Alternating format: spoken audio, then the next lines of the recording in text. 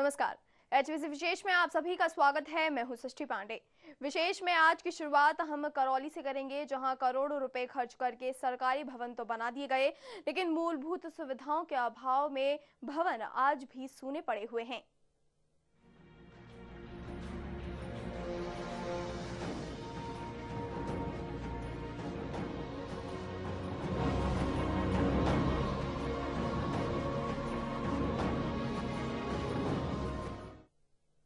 हम बात करें करौली जिला मुख्यालय के सरकारी भवनों की, तो ये भवन आज अपनी बदहाली पर आंसू बहाते नजर आ रहे हैं।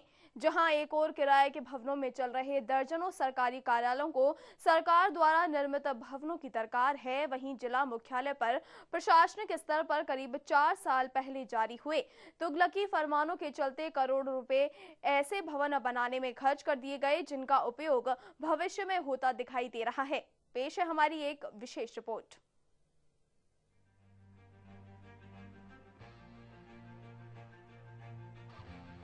1997 में करौली जिले के अस्तित्व में आने के बाद राज्य सरकार ने जिला मुख्यालय पर सिविल लाइन, पुलिस लाइन, परिवहन कार्यालय, जिला कलेक्टर आवास, केंद्रीय कारागार और स्वास्थ्य भवन समेत कई दर्जन भवनों के निर्माण की जरूरत महसूस की गई, जिसके लिए प्रशासनिक स्तर पर पर्याप्त और आवश्यक भूमि तलाशने का जिम्मा जिला प्रशासन के ऊपर आया।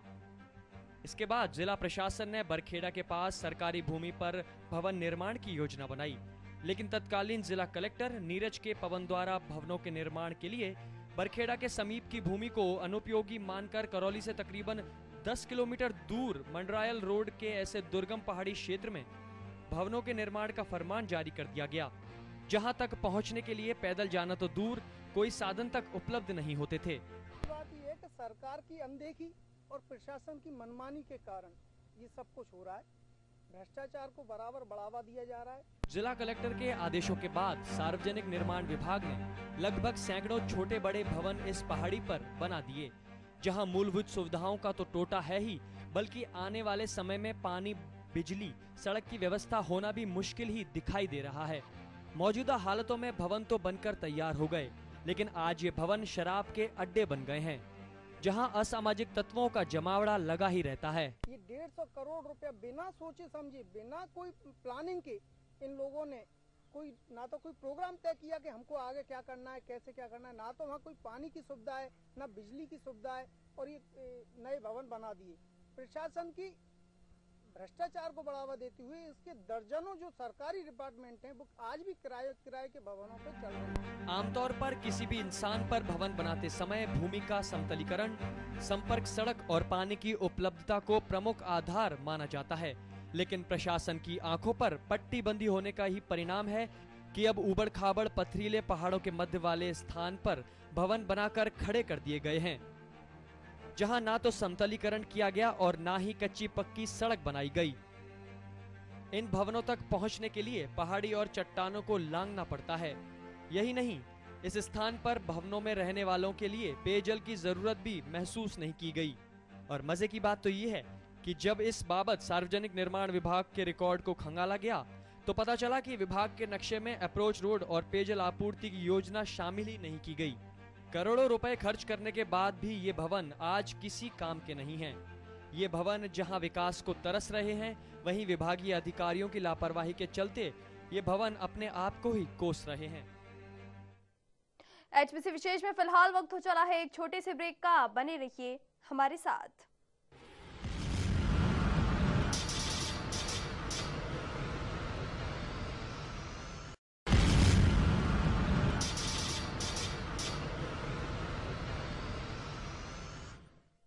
एचबीसी विशेष में एक बार फिर से आप सभी का स्वागत है। एक और जहां सरकार ने करोड़ों रुपए खर्च कर इन भवनों का निर्माण तो करवा दिया, लेकिन सुविधाओं के अभाव में सरकारी कार्यालय आज भी किराए के भवनों में चल रहे हैं, जिनका किराया प्रति माह लाखों रुपए का है, जो सरकारी कोष से जाता है। आखिर इस राशि की बर्बादी का जिम्मेदार कौन है, देखते हैं हमारी एक विशेष रिपोर्ट। इस मामले में सार्वजनिक निर्माण विभाग के अधिकारियों का कहना है कि प्रशासन ने कई बार इन भवनों का स्थान बदला।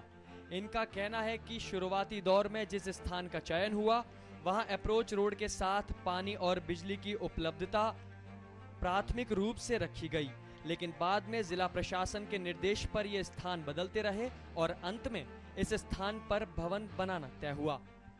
वहीं विभागीय अधिकारियों का कहना है कि पेयजल के लिए अलग से पूरा प्रोजेक्ट तैयार करना पड़ेगा, जिसके लिए साफ जाहिर है कि पानी जैसी जरूरत को जानबूझकर दरकिनार कर दिया गया। मंडरायल रोड पर बनाए गए इन भवनों में अधिकांश भवन संबंधित विभागों को हस्तांतरित कर दिए जाने के बाद भी विभागों ने यहां आना उचित नहीं समझा।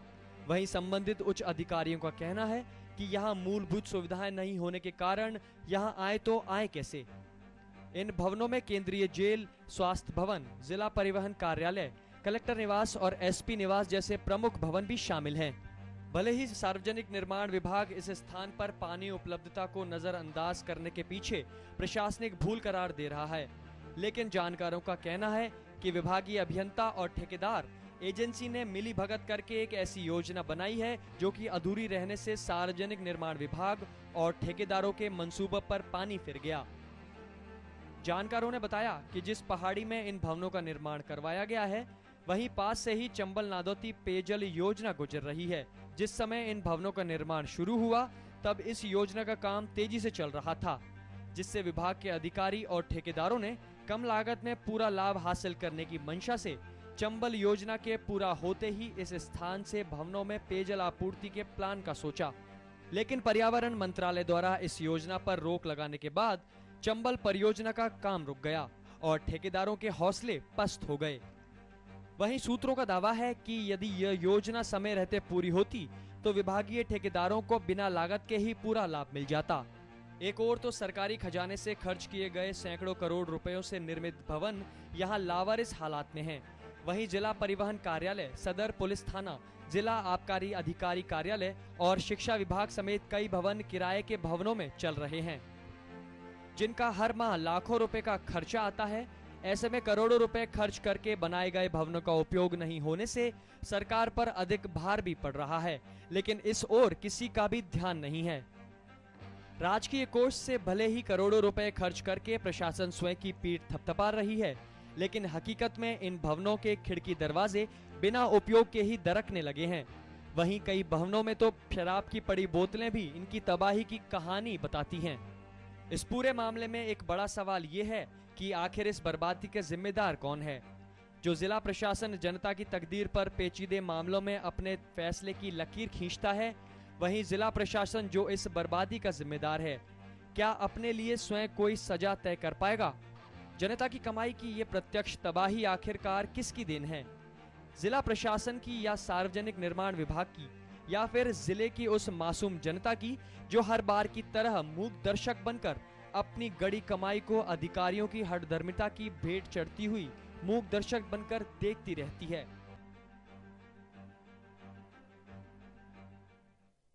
और इस खबर पर और अधिक जानकारी देने के लिए हमारे साथ फोन लाइन पर जुड़े हुए हैं हमारे करौली संवाददाता भगवान मोदी। जी भगवान मोदी, बताइए आखिर करौली जिले में सरकारी भवनों का निर्माण तो किया गया है, लेकिन फिलहाल वो अनुपयोगी पड़े हुए हैं। क्या कारण रहे कि करौली जिले से इतने दूर सरकारी भवनों का निर्माण करवाया गया और अब वे असामाजिक तत्वों का अड्डा बन चुके हैं? जी सृष्टि, करौली जिला मुख्यालय का गठन 1997 में हुआ था। उसके बाद राज्य सरकार को जरूरत महसूस हुई कि करौली जिले में नवीन भवनों को जिला मुख्यालय के स्तर के बनाया जाए, पुलिस लाइन, सिविल लाइंस के अलावा जिला अस्पताल भी बनाया जाए। और आनन फानन में सरकारी महकमे के कारिंदों ने एक योजना तैयार की, सैकड़ों करोड़ रुपए की वो योजना थी। और उस योजना के तहत बरखेड़ा नदी के समीप एक क्षेत्र है, उसको चिन्हित करके और ये तमाम भवनों को बनाने की कवायद की गई। लेकिन उसके बाद जिला प्रशासन के जिला कलेक्टर बदले, उन्होंने उस जगह को दूसरी जगह भेज दिया। उसके बाद 2-3 साल पहले तत्कालीन जिला कलेक्टर नीरज पवन ने उस पूरी योजना पर कहीं ना कहीं सवालिया निशान लगाकर और उस योजना को करौली जिला मुख्यालय से लगभग 9 किलोमीटर दूर रणगमा तालाब के पास मंडरायल रोड पर पहाड़ी दुर्गम क्षेत्र में डाल दिया। इसमें सबसे बड़ी जोरदार बात यह है कि जिला प्रशासन की इस हठधर्मिता का खामियाजा राजकोष को इस तरह उठाना पड़ रहा है कि सार्वजनिक निर्माण विभाग ने जिन भवनों का निर्माण कराया, उन भवनों के किसी भी नक्शे में ना तो पेयजल की व्यवस्था की गई और ना ही उन भवनों को जोड़ने के लिए अप्रोच रोड की योजना बनाई गई। इस मामले में जब सार्वजनिक निर्माण विभाग के अधिकारियों से हमारी बात हुई थी तो उन्होंने सटीक लहजे में कहा कि हम इसमें कुछ नहीं कर सकते। जिला प्रशासन के जितने भी अफसर यहाँ बदले हैं उस हिसाब से योजना भी बदलती रही है और अब जो रोड और पानी का मामला है वो हमारे नक्शे में नहीं है। इस मामले में जब HBC ने रिकॉर्ड को खंगाला तो एक खास बात सामने ये आई कि जिस तरह जिला प्रशासन के अधिकारी योजना को बदलते रहे वहीं कहीं ना कहीं सार्वजनिक निर्माण विभाग के अधिकारी भी प्रत्यक्ष और परोक्ष रूप से इस योजना से धन उलीचने की योजना में लग गए।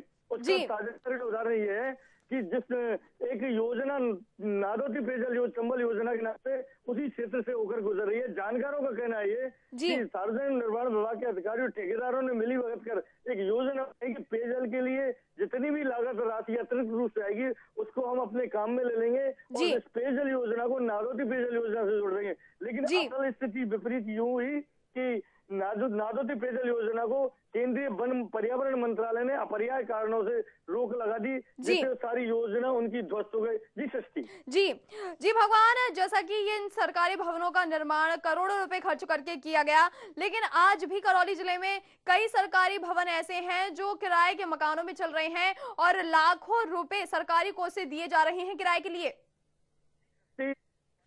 कार्यालय, जिला परिवहन विभाग कार्यालय और सदर थाना, आबकारी विभाग के अलावा और कई जिला शिक्षा अधिकारी कार्यालय ऐसे भवन है जो सरकारी, ऐसे कार्यालय जो सरकारी भवनों के बजाय निजी भवनों, किराए के भवनों में चल रहे हैं। इसके अलावा कई सरकारी महकमों के जो महत्वपूर्ण विभाग है उनकी भवन जीर्ण शीर्ण हो चुके हैं। उस सबके बावजूद भी एक और तो वो भवन वो कार्यालय अपने भवनों के मूल्य में मोहताज है, वही दूसरी ओर रणगमा तालाब के पास मंडराल रोड पर जो भवन बनाए गए हैं वो असामाजिक तत्वों का अड्डा बने हुए हैं, उनका कोई उपयोग नहीं हो रहा है। इस मामले में केंद्रीय जेल भी शामिल है, स्वास्थ्य भवन भी शामिल है। हमने संबंधित अधिकारियों से वार्ता की तो दो तरह की बात निकल के आई। कई विभागों के अधिकारियों का तो कहना है कि अभी हमने इन भवनों को अपने हाथ अपनी सुपुर्दगी में नहीं लिया है, लेकिन सार्वजनिक निर्माण विभाग के अधिकारी दावा करते हैं कि लगभग सभी भवनों को हस्तांतरित कर दिया गया है। जब हमने केंद्रीय जेल अधीक्षक से इस मामले में बात की, सीएम स्वास्थ्य भवन को लेकर बात की, तो एक ही जवाब था कि पानी और बिजली जैसी मूलभूत सुविधाएं अभी यहाँ कोसों दूर है, सुरक्षा यहाँ पर प्रश्न चिन्ह है। ऐसी स्थिति में कैसे इन भवनों का उपयोग किया जा सकता है? जी सृष्टि जी भगवान, जैसे कि जो सरकारी भवन है वो असामाजिक तत्वों का अड्डा बनते जा रहे हैं, तो क्या आपकी इस पूरे मामले पर करौली जिले के पुलिस अधीक्षक से बात हो पाई है? उन्होंने तो बात नहीं की, अलबत्ता कनिष्ठ अधिकारियों से हमारी बात हुई थी तो उन्होंने भी अपना नाम उजागर नहीं करने की शर्त पर हमसे कहा कि स्वयं पुलिस वहां सुरक्षित नहीं है। ऐसी स्थिति में हम सुरक्षा का दावा कैसे कर सकते हैं, क्योंकि जिस तरीके से जो उन भवनों का निर्माण कराया गया है, एक तो क्या कि पूरा करौली जो जिला डांग क्षेत्र में है, जहाँ दस्युओं का आतंक सरसड़ कर बोलता है। ऐसी परिस्थिति में पहाड़ी क्षेत्र में बिना जगह को समतल किया और भवनों को बना दिया और एक भी भवन तक पहुंचने के लिए रोड सड़क निर्माण आवश्यक नहीं समझा, तो उससे साफ जाहिर है कि पुलिस भी इस व्यवस्था को लेकर कहीं ना कहीं संकेत है, क्योंकि पुलिस लाइन, सिविल लाइन और पुलिस के क्वार्टर, जिला कलेक्टर का आवास, एसपी का आवास भी उसी पर क्षेत्र में मौजूद है, लेकिन पुलिस भी कुछ करने की स्थिति में दिखाई नहीं देती है। जी सृष्टि जी भगवान, जैसा कि ये जो सरकारी भवन है इसमें मूलभूत सुविधाओं जो है वो अभी तक उपलब्ध नहीं है और पता नहीं कब तक ये उपलब्ध होंगी, तो आपने इस पूरे मामले पर जिला कलेक्टर से बात की है मूलभूत सुविधाओं के लिए? इस मामले में जिला कलेक्टर से बात की थी, जलदाय विभाग के अधिकारियों से बात की थी हमने। मूलभूत सुविधाएं तो दूर, भवनों की दीवारें और दरवाजे तक दरकने लगे हैं, अभी उनका उपयोग होना तो दूर। जिला कलेक्टर का कहना है कि हम शीघ्र प्रयास कर रहे हैं कि पेयजल के लिए जो माकूल प्रबंध है वो किए जा सके। इस मामले में जलदाय अधिकारियों का कहना है कि हम प्रयास कर रहे हैं और पीडब्ल्यूडी का ये कहना है कि हमने 214 लाख रुपए जलदाय विभाग के खाते में जमा करा दिए, लेकिन इस योजना की क्रियान्विति सरकारी ढर्रे पर होगी या प्राथमिकता से होगी, ये कहना अभी मुश्किल है। लेकिन इतना से है, ये मूलभूत सुविधाएं मिलने के बावजूद भी करौली जिला मुख्यालय से लगभग 9 किलोमीटर दूर इस परिक्षेत्र को आबाद हो सकेगा ये कहना इसलिए मुश्किल है क्योंकि अभी तक वहाँ आवागमन के साधन मयस्सर नहीं है। और करौली की जनता का कहना है कि एक बार उस क्षेत्र में चला जाए तो वहां से लौटने के लिए पूरे 1 से 1.5 घंटा की जरूरत पड़ती है। ऐसे में